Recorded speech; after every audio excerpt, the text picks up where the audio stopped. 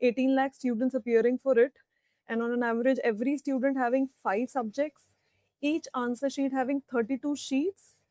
The number goes up to somewhere around 28 crore pages across India. Those sheets were submitted to the regional offices and they were supposed to scan at their level. But was a private company roped in for this? Were schools allotted sheets to scan them and upload? We don't know the details yet, but the quality, of course, was really poor, as the students have also raised concerns, and we teachers also did raise concern at our end while evaluating the answer sheets. So, just saying that human intervention and manual intervention and automated coordination has reduced this entire error, the rationale has failed. The next was faster evaluation with wider teacher participation. If I look at the last year's timeline, my evaluation took 14 days to correct papers. This time, it was 10 days initially, and then after I was relieved from my center, I was called again thrice to come and check the rejected copies. Scanning took 23 days, whereas physical copies usually take around 15 days to reach the center. So the process has delayed. The result was declared on 13th of May. I was on my center till 12th of May correcting the copies, which has never happened. We wrap up the evaluation a little before the result is declared. So, again, the time was not managed properly. So, the evaluation definitely was not faster in comparison to physical evaluation. Saving in transportation time and cost, of course, they did save a lot on that and saved on getting scanning the answer sheets also. We have schools which do not have functional washrooms for students. They don't have electricity. Can we really expect them to have digitized labs and computers and Wi-Fi's? So this is something that is on papers only. In the reality is very different. And again, I'm giving examples based on Delhi. If you look at tier 2 cities and other areas in India, I'm sure the condition is not as good as CBSE is imagining it to be. Then they said teachers could remain in their schools and continue their regular duties.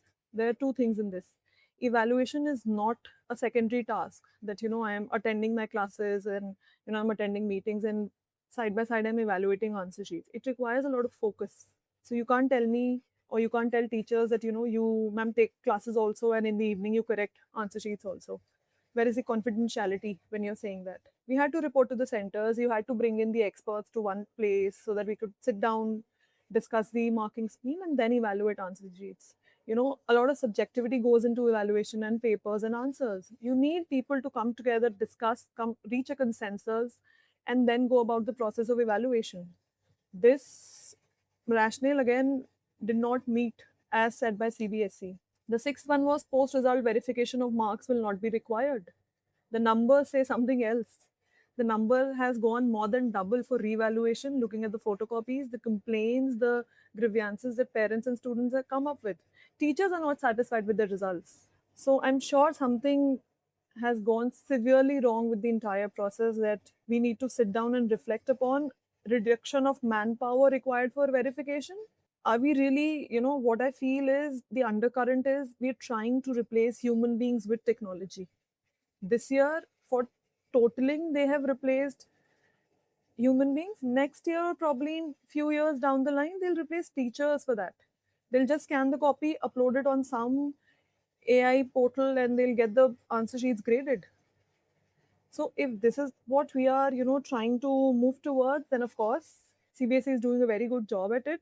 In classrooms, we can have AI and videos teaching students. Then in the labs, we can have AI and technology evaluating answer sheets. Teachers can just go on census duties and election duties and BLO duties probably, We because can that is replace what. students with AI children also. That will complete the picture. Absolutely, absolutely.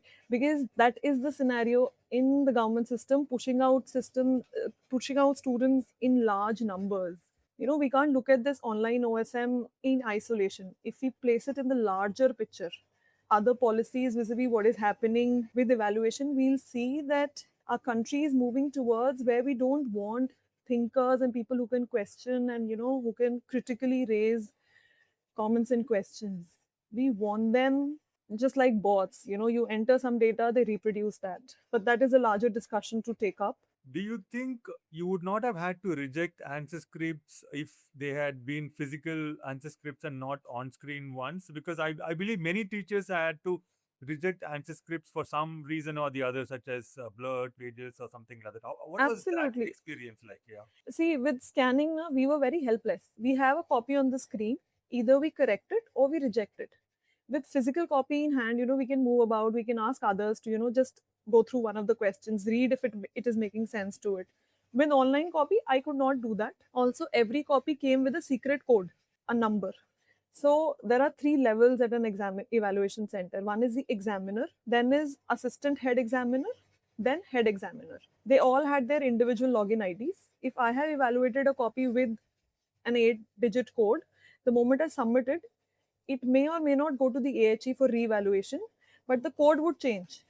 If it goes to the HE, the code changes. So the process becomes very convoluted because we cannot trace the copy. Earlier, when I put my signatures, when I put my handwriting on the paper, it's very easy for me to fetch it out of the physical lot and, oh, yeah, this is my copy. I figure out, I can identify my handwriting. With online, I could not do that. So if it's blurred, it's blurred. I reject it. In fact, my center received copies from another region altogether. The set my center was evaluating was very different from the copies we had received. This would not have happened with physical copies. You can't, mix bags. I mean, maybe you can, but the chances go down really, to a great extent. So the rejection was another thing, and we kept on receiving copies back even after rejection, and we had to come back and reevaluate them in more way too many days to do that. When we spoke around, we figured that this year maybe consciously CBSE is tried to sort of set the exam pattern in such a way that the numbers being scored are not so high. So something about number inflation being the matter. One second, Mohit. I just want to get Kavita's input on this. Was there any kind of a policy or instruction, or did you get the sense that the evaluation this year was stricter or anything to do with that? No, sir, CBSE never gives any such guidelines because it's a national body conducting exam. It cannot ask us to be strict. It's just that I think it was more psychological and on the end of the evaluator. You're being surveillanced through and through what time you're logging into the portal, how many copies you've checked by this time, what time you're logging out. Your copies will be scrutinized. It's up available there in soft copy. So probably teachers got a little conscious and nervous with that. Maybe that might have affected how they corrected copies. But again, that's just a conjecture. Because the pass percentages dropped from 88.39% to 85.29% this year, and the number of students scoring over 90 has also dropped. So there is this sense among many parents that this year there was probably a conscious effort to counter this perception of CBSE marks being inflated.